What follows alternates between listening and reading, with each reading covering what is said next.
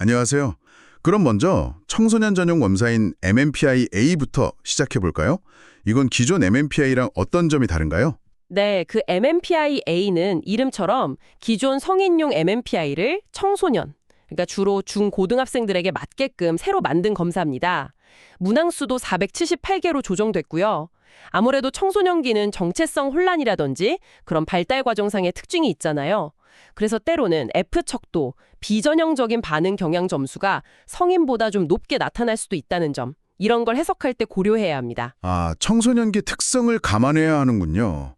그럼 청소년의 특성을 더 잘 파악하기 위해 새로 추가된 내용도 있겠네요?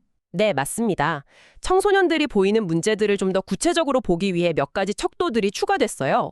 예를 들면 소외감, alienation이라던가 품행 문제, conduct problems, 학교 문제, school problems 같은 거요. 낮은 포부도 있고요.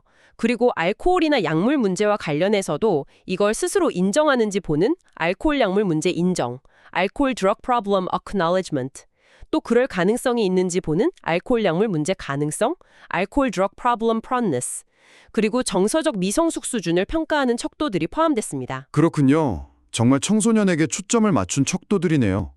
이걸 종합적으로 본다는 거고요. 네, 반응 태도부터 시작해서 실제 증상, 학교나 대인관계에서의 어려움, 또 이런 물질 사용 문제까지 다각적으로 살펴보는 데 도움이 되죠. 알겠습니다.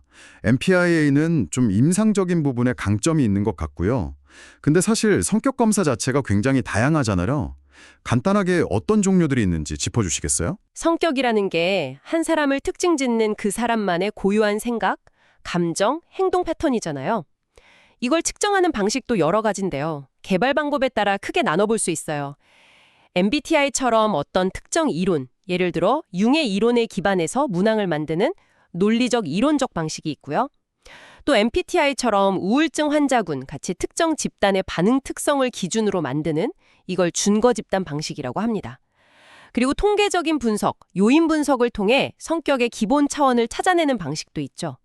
16PF, 네오-PI 같은 검사들이 여기에 해당됩니다. 아, 개발 방식에 따라 그렇게 나뉘는군요. 그럼 MBTI는 이론 기반 검사네요.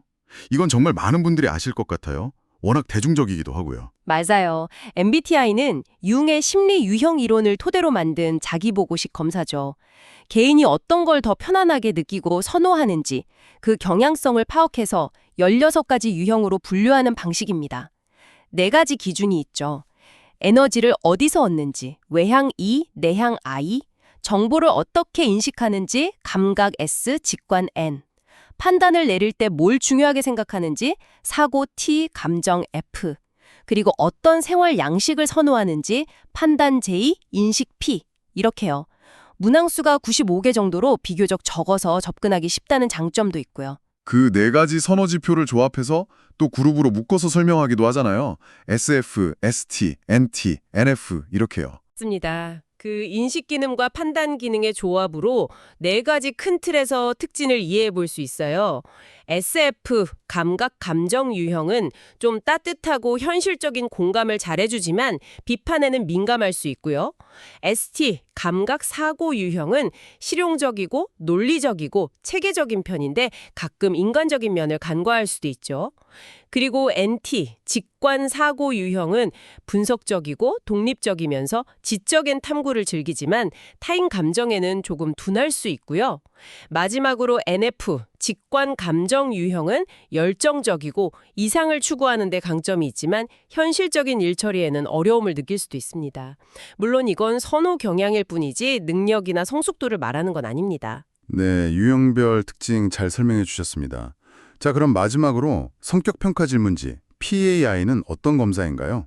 이건 앞서 두 검사랑 또 다른 특징이 있을 것 같은데요. PAI는 1991년에 모리가 개발한 건데요. 성인의 성격 특성이랑 정신병리를 좀 더 포괄적으로 평가하기 위한 객관적 자기보고형 검사입니다. 문항은 총 344개고요. PAI의 특징 중 하나는 응답 방식이 그렇다 아니다가 아니라 4점 척도라는 점이에요. 전혀 그렇지 않다부터 매우 그렇다까지요. 그래서 좀 더 세밀한 평가가 가능하고요. 문항 내용이 겹치지 않게 설계되어서 각 척도가 고유한 정보를 제공하고 하위 하위 척도들도 있어서 구체적인 문제 영역을 파악하는 데 유용합니다. 4점 척도라 더 자세히 볼 수 있겠군요. 척도 구성이 아주 체계적이라고 들었는데 구체적으로 어떤 내용들을 평가하게 되나요? 네, 크게 네 범주로 나뉩니다. 첫 번째는 타당도 척도인데요. 응답자가 얼마나 성실하고 일관되게 답했는지, 또 자신을 너무 부정적이거나 긍정적으로 보이려고 하지는 않았는지 등을 확인하는 거예요. 여기엔 비일관성, inconsistency, 저빈도, infrequency, 부정적 인상, negative impression, 긍정적 인상, positive impression 척도가 있습니다. 두 번째는 주요 임상적 문제들을 다루는 임상 척도 11개입니다. 신체적인 불편감을 나타내는 신체적 호소, somatic complaints, 불안, anxiety, 불안 관련 장애, anxiety related disorders, 우울, depression, 조증, mania, 편집증, paranoia, 조현병, schizophrenia 같은 주요 정신과적 문제들을 포함하고요. 거기에 더해서 경계선적 특징, borderline features이나 반사회적 특징, antisocial features 같은 성격 문제 영역, 그리고 알코올 문제, alcohol problems와 약물 문제, drug problems까지 평가합니다. 상당히 포괄적이죠. 정말 다양한 임상적인 부분을 다루네요. 그럼 나머지 두 범주는 어떤 건가요?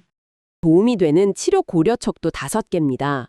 공격성 수준이나 자살 생각의 위험성, 현재 느끼는 스트레스 정도, 주변으로부터 지지를 얼마나 받는지, non-support, 그리고 치료에 대한 태도, 즉 치료 거부 경향 등을 평가해서 실제 개입 방향을 정하는 데 중요한 정보를 줍니다. 아, 치료랑 직접적으로 연관된 정보들이군요. 마지막 네 번째는요? 마지막은 대인관계 방식을 보는 척도 2대입니다. 관계에서 주도적인 성향을 보이는 지배성, dominance, 그리고 타인에게 얼마나 따뜻하고 정서적인 교감을 나누는지 보여주는 온정성 척도예요.